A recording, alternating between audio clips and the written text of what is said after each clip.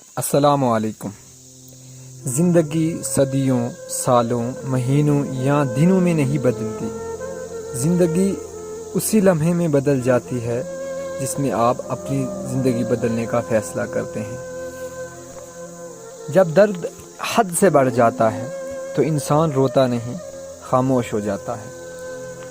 بد زبانی، بد کلامی اور فحش گوئی سے آپ نہ صرف اپنا وقار تباہ کرتے ہیں بلکہ ان لوگوں کی بھی توہین کرتے ہیں جنہوں نے آپ کی تربیت کی۔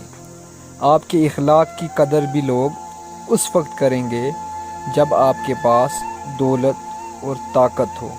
غریب کتنا ہی خوش اخلاق ہو، لوگ اس کی اخلاق کو اس کی مجبوری سمجھتے ہیں۔